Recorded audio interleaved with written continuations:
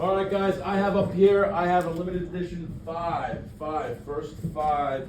All right, paper printout notes. Who wants one? Who wants one? Go. Go. Who else? Anybody else? All right, guys, it's important. All right, guys, our bell word for the day is this portrait of Louis le Quatorze, Louis the 14th. Okay, so go ahead, circle all the symbols of absolute power found within this portrait of Louis the 14th. Okay, remember, you're going to have to rely on the idea of what an absolute monarch is, as we covered last week. Think one in terms of how they justify, right, thinking that they can rule with 100% immunity power. All right, where do they get that right from, or at least what do they think they get that right from? All right, and also think about where European emperors and kings are always trying to look back to, and always trying to revive. What ancient civilization are they always trying to revive? The Roman Empire. All right, so with that knowledge, go look at this, analyze this picture, and try to find all that symbolism in there. Okay, I'll give you guys a couple minutes. Nothing new to us. All right, guys, first things first, make sure you save as to photos, all right? Save as, to pictures. Save it to your computer, because again, all right, you sometimes, right, lose it or it doesn't save to your computer. Then when you're done with that, guys, go to autosave. Click autosave, click autosave. Make sure that is on. It saves it to your OneDrive, all right? Every week, Mondays, you always do that, all right? So let's go ahead and do that now. Make sure it's saved now. Do I have any volunteers that want to come up here and do the circling? You can even circle with the gold marker. Ooh, let's do some gold, huh? No? Volunteers, come up here and do the bell word for us. I'll do the first one.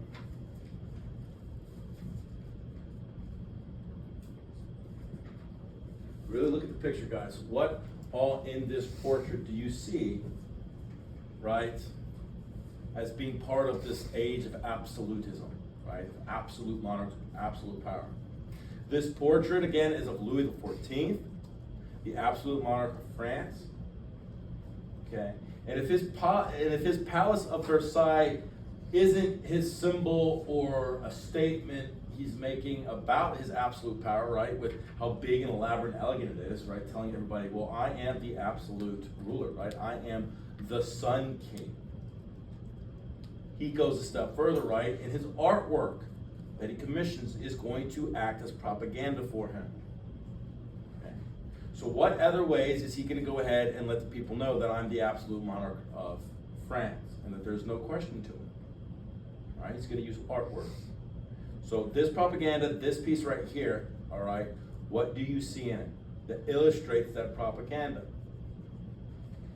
Because otherwise, why would you paint a goofy image of you on a horse with like mystical looking creatures flying around? Think in terms of modern symbols of power. What do you see in our popular culture, guys? Any features in here you see in popular culture? What? The cape. In terms of maybe something he's wearing. The cape. Okay. Let's do the first one. Let's do the cape. I like that. Where do you see capes at today? Superhero. Batman. And usually we associate it with power, don't we? Yeah. Okay. So 400 years later, are we still, right, in our collective memories, referring back to this age of absolutism? But yeah. Yeah. All right. Where do you think we got this in our conscience? All right. So I need a volunteer to come up here and do it for us. Do their circling. What do they circle? Ethan. You don't have it? All right. A couple more minutes. Couple more minutes. You said for the like the angel. Like Me. me. Or like that, yeah. So Santiago, go up and circle one for us. What did you do? Not Santiago. You always confuse me. Okay, good. There you go. Next. So you see that angel, right? Usually when you see human beings with wings, you think angel. Stay up here, Santiago. Is there anything else? All right. So what is an angel? Who's an angel usually work for? God. God. And what is this angel doing?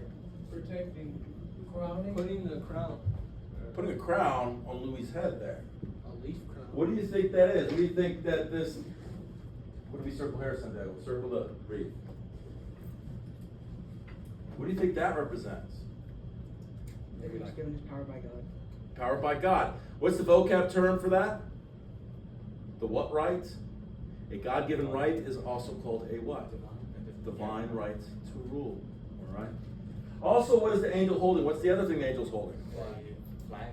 The flag. What's on that flag? The sun. The sun is. Why would there be a sun on here of Louis XIV? He's the Sun King. The Sun King. So again, is there any question as to what Louis thinks about himself when he calls himself the Sun King? No. Right? He famously says what? L'état, c'est moi. The state is me. What else do you see in this, Santiago? What else do you circle?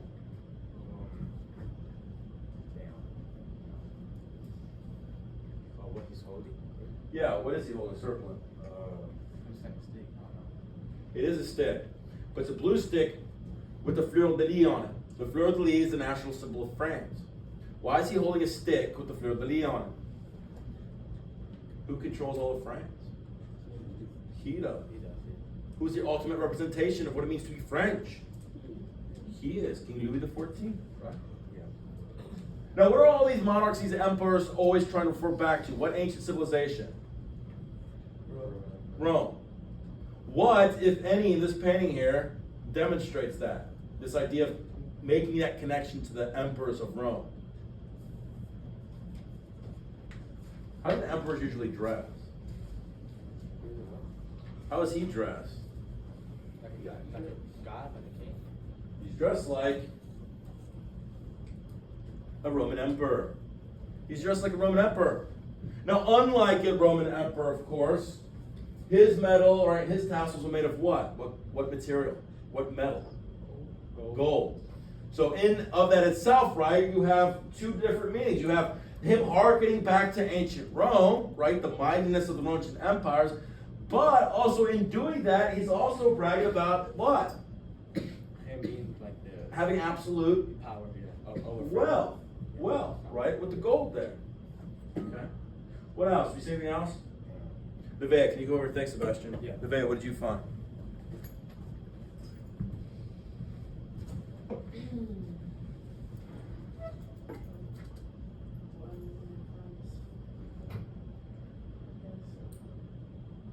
The horse. All right. The horse. What do we think this big, mighty, powerful horse represents? What? Power.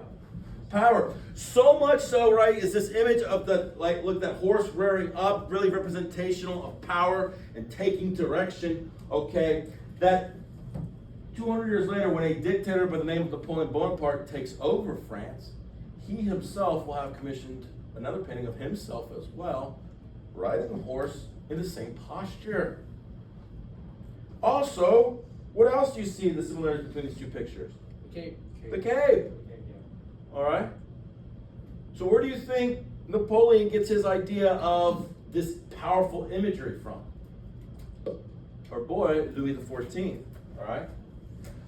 Thank you, Nevea. Another thing too, and I want you guys to get, what condition needs to exist in order for an absolute monarch to take control? Well, you need a national what? A king rules over his what dom?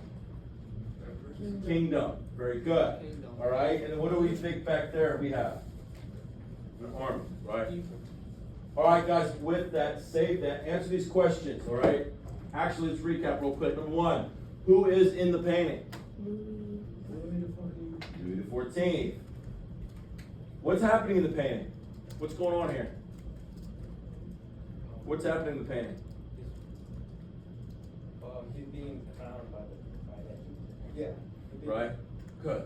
He's being crowned by an angel, right? By representation, representative of God, right? So there we have the divine right. So what's the message of the painting then? Him on this horse, right? Dressed as an emperor in gold, all right? and an angel bestowing crown. What is the image? What is the message he is trying to portray with this picture? Would you write, Ben? He is the king. He is the absolute monarch, right? Okay, guys, good. Save that real quick. Keep that right there. Go ahead, get that timeline out from the beginning of the year. We're going to add to it. All right, up over here on the board. All right, so as we've already discussed, right, throughout this entire year, we began with what two ancient civilizations? Rome and Greece. Very good. Remember, Rome splits in two and continues to live in its eastern half through what's called the Byzantine Empire. The western half of what was ancient Rome becomes what? No, the kingdom, the blank kingdom. No, they were inhabited by the Franks. The blank kingdom, inhabited by the Franks. The Frankish kingdom, very good, there we go. The Frankish kingdom, when the Frankish kingdom dissolves, the eastern half becomes known as the Holy Roman Empire. The western half becomes, what is today what? France and, right? France, okay? Then, we talk about the modern age developing in a place called Italy, amongst the Italian city-states. There begins what's called the Renaissance. The Renaissance begins the modern age. It spreads to the north. In the north, something called the Reformation is going to be kicked off, in which half of Europe rejects the Catholic Church and the Pope, right, and become what are called Protestants, all begun by Luther, eventually spreads to England. All in the background, all right, while all this is happening is something called the Age of Exploration, led by people like Christopher Columbus, who goes and discovers the New World, a place called, that will be called the Americas, right? Named after what Italian explorer Vespucci? Amerigo, very good. Spain takes the lead with its conquistadors, its conquerors. The world is now interconnected during what is called the Columbian Exchange. In the Columbian Exchange, we get our modern food, our modern diets, right? Your lunch, your dinner would be radically different if it hadn't been for the Age of Exploration. Imagine no tomatoes. Imagine, right, even the lettuce. No cows, no sheep, no potatoes, no, all right, chili peppers. How radically different potatoes? How radically different would your diets be, guys, had it not been for the Columbian Exchange? So let's always remember, guys, as we continue. Now we got into number 10, the absolute monarchs. And to remember absolute monarchs, what is one major thing that helps us connect our brains to the age of absolute monarchs? Who or what term? Throw up anything. Throw up anything that connects us, guys, to the age of absolute monarchs. Power, but who embodies that power? Give me one person specifically. Kings. What king specifically that we've covered? Beautiful. Louis 14. When you guys think Louis the 14th, you think always what? Absolute monarch. During the age of absolutism, the absolute monarch. Now, how does Louis get away with thinking this way? How does he justify controlling everybody? He believes he has what right? Divine right. So if there's only two things you guys ever remember about the age of absolute monarchs, we really want to know Louis XIV and the divine right to rule, right? Because if you disobey me, you're really disobeying who? There you go. Central European monarchs clash. Now we're going to set the stage here. For a brief while, the German rulers appeared to have settled their religious differences through the Peace of Augsburg. Remember the Protestants and the Catholics fighting in the Holy Roman Empire. Okay, they settled by saying, you be whatever religion you want for your own state, your own German-speaking states. However, does that solve anything? Temporarily, right? But Protestant princes are always going to be eyeing the Catholic princes suspiciously. War breaks out, something called the 30 Years' War. We're not going to get into that, okay? But that is the atmosphere we are entering here in Europe, all right? Particularly that of Central Europe, We spent all last week talking about how the absolute monarchs begin in Western Europe, in France, in Spain, right? Now let's look at the middle of Europe. And we'll say the modern countries of Germany and Austria and Poland and a region called the Balkans. Okay? So, objective 1. Explain the growth of several Central European states. All right? You guys have no real idea, clue at all, do we? We don't. But what are we going to learn as we go here? How this happens, right? So I gave you guys the first one. The title is States Form in Central Europe. Do you know how or what states form in Central Europe, Tamarius? Do you know how? No, you don't. So I did it for you, but what is the guided reading question that we would ask ourselves here? What would be a good guided reading question? Say it. I wrote it. What states form in Central Europe? Good. What states form in Central Europe? What states form in Central Europe? I'll tell you what. Patrick, can you come up here and highlight us what states form in Central Europe in that short little paragraph right there? Can you come up here and just highlight for us? Just highlight for us. I'll show you. Just look for the states, the countries. German states? In the paragraph right there. It's actually just 2 sentences. 3 sentences. What other countries are mentioned there? Just highlight the countries that are mentioned. Kingdom of Poland. No, don't touch the map. Highlight the word Oh, Kingdom my of bad. Poland. Kingdom of Poland. Very good. What else? Holy Roman Empire. Very good. Ottoman Empire. Very good. Is there any other ones? Nope. Very good.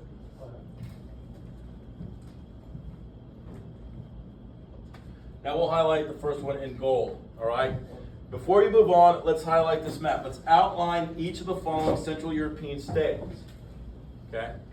The first one is Prussia. So I want to come up here and highlight Prussia for us. Yes, Sebastian. Song, can you go up there real quick with your finger? Just outline where Prussia is. Prussia with a P. Prussia. Just put your finger and follow its borders.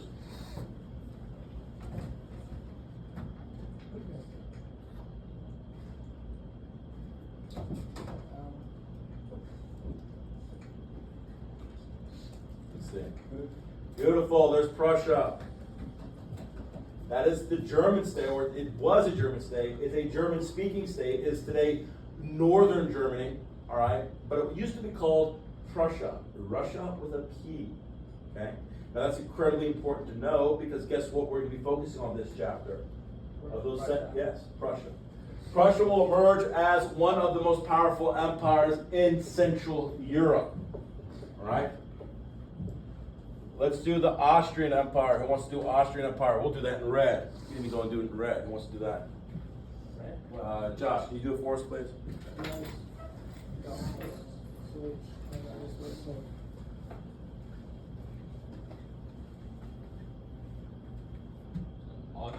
Austrian Empire, yeah.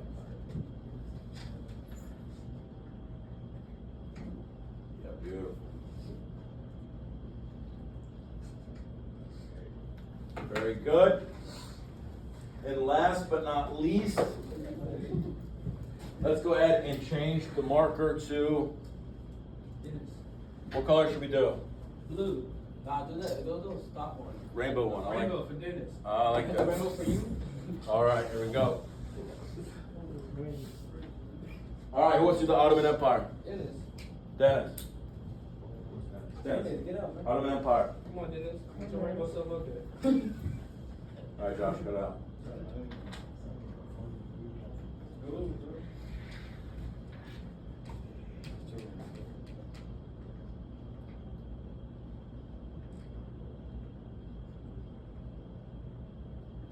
All right, very good.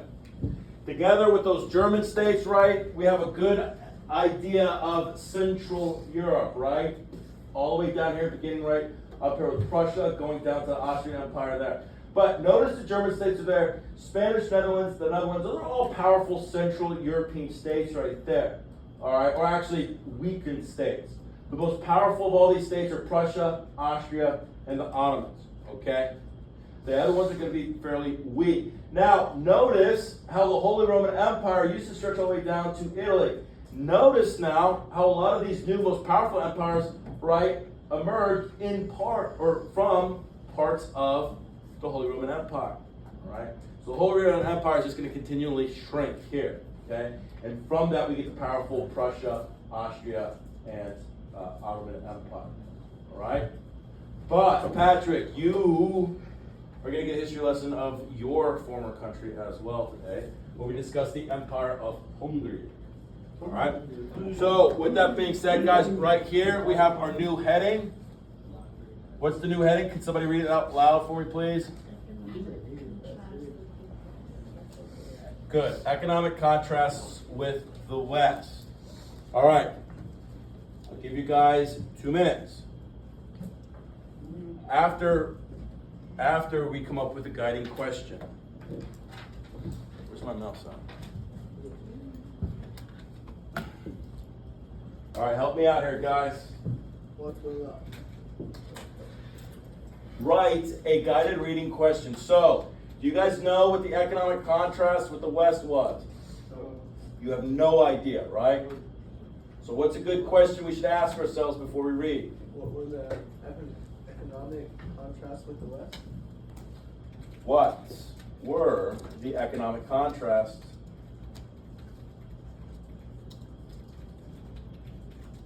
with the West? Really good, Hassan. All right, Hassan, I'll let you do the highlighting. All right, so in 2 minutes, I'm gonna ask you to come up and do the highlighting for us. Meanwhile, I'm coming around to make sure we're all doing it.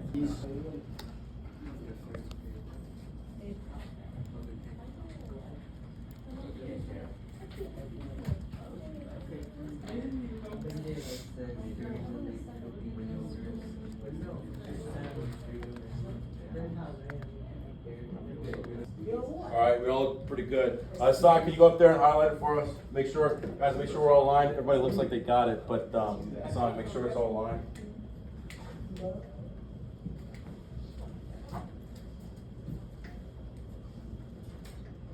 Say it loud, say proud. What were the economic contrasts with the West? What was it like in the West? First off, Hassan. It was slowly.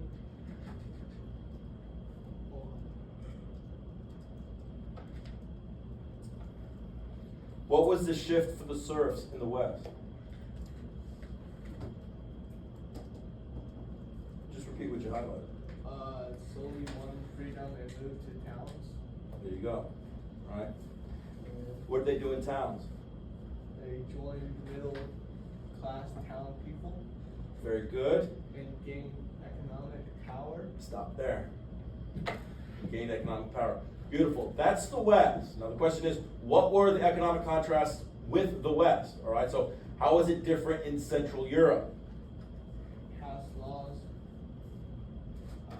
restraining the ability of serfs to gain freedom and move to cities. Fantastic. All right. Could you in Central Europe climb the social ladder? Thank you, son. Can you climb the social ladder? No. You can't, because there's laws restricting it, right? Very good. Somebody read for me out loud. What is our next section? Several weak empires. Several weak empires. Josh, you and your group will be responsible for this section of reading. Okay. As a class, let's come up with a guiding reading question. Do we know anything about these several weak empires? Do we know who these weak empires are? No. We do not. So, what's a good guided reading question? Who and how about, do we know why they were weak? No, we don't. So, who and why, I'm going to say weak empires in what area are we talking about? Central Europe. All right, very good. All right, so Josh, you and your group, Sebastian, first off, I would look for the who, right? Who's one of the weak empires? I want to give you the first one. I gave you the first one. The Polish. And why the Polish? They allow the king. Well, I'll give you guys have a minute to 2 minutes to do it. But I started you off. We're looking for the who, we're looking for the why. The who and the why. First off, who. There might be several different who's. The first weak empire we're talking about is the Polish. Why doesn't Polish have become a mighty Central European empire? All right, Josh. First off, it's the who's, right? Let's hit that down.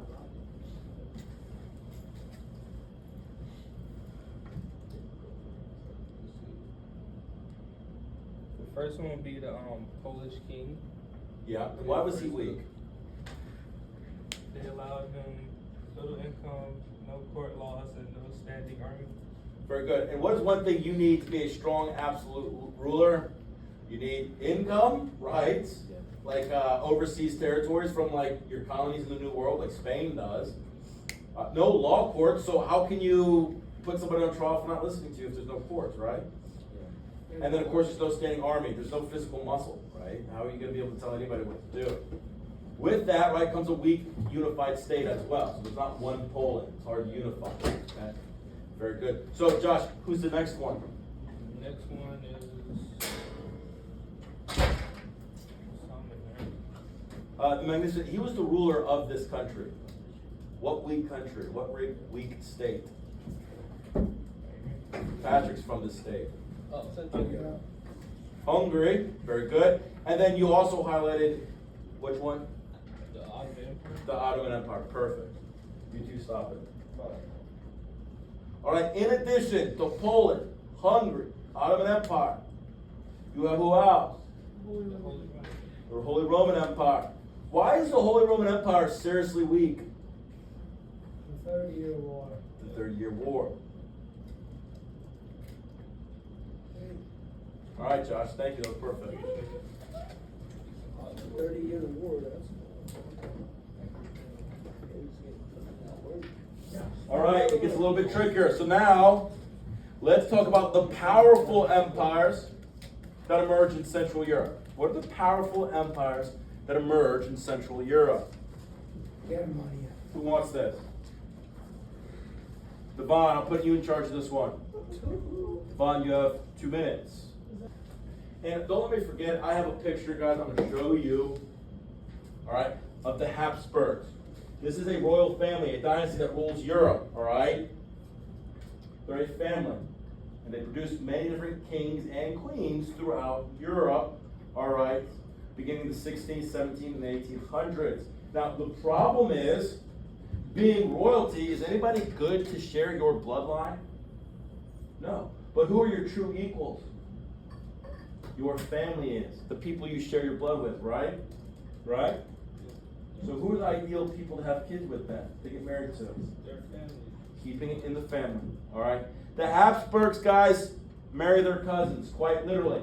And as a result, what grows along within the Habsburg family line is something famous called the Habsburg jaw. They become very deformed looking. So much so that one of them, Philip IV of Spain, okay, can't rule at all because he's mentally handicapped.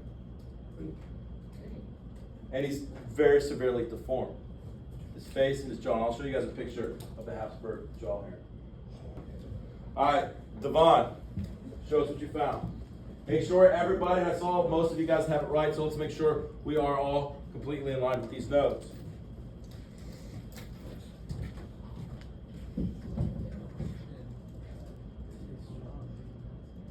All right, so Devon, first off, how does Austria grow stronger?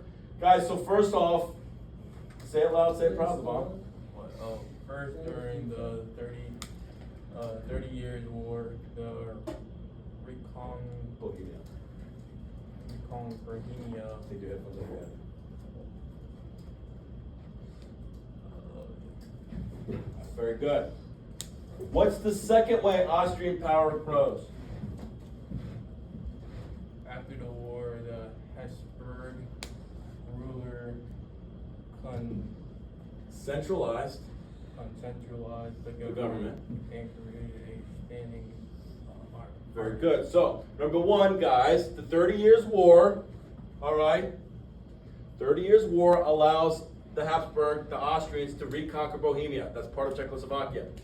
When they do that, here's the first thing they do. They wipe out, make sure you have that one though, Protestantism. They wipe out Protestantism. Two, how does Austrian power grow? Two, Devon, how does it grow? The Habsburg ruler centralized the government and created a standing army. That's the second way it grows. So let's remember those 2 points. And then the third one, Devon. Don't like the whole thing, just the important parts. Okay. The Habsburgs had retaken Hungary from the Ottoman Emperor. Very good, Empire, very good. All right, so those are our 3 points right there. The question is, did we answer the question, Devon? Yes. Yeah, we did. Very good. Thank you. So first, during the 30 Years' War, right, they reconquered Bohemia, which was part of Czechoslovakia. With it, they also wiped out Protestantism from that area. Second, all right, they centralized the government. They created a standing army. Third, that retaking Hungary from the Ottoman Empire.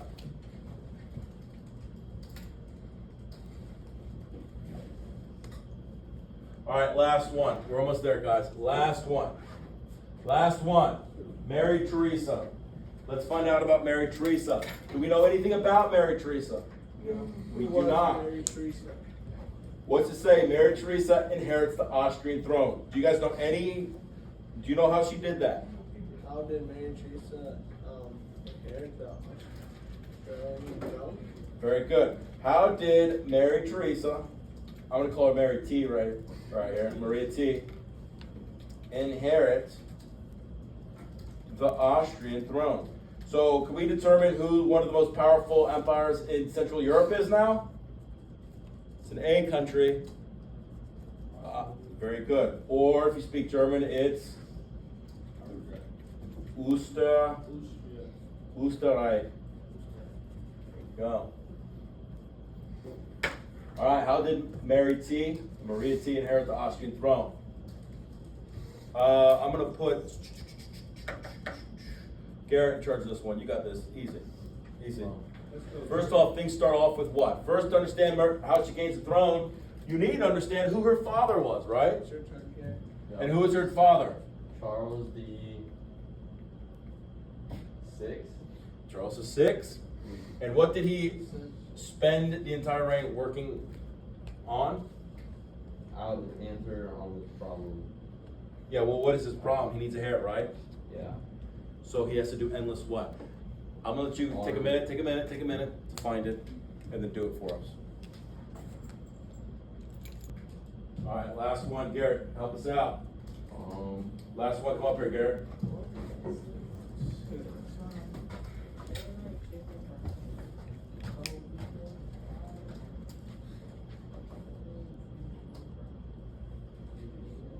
Say it loud.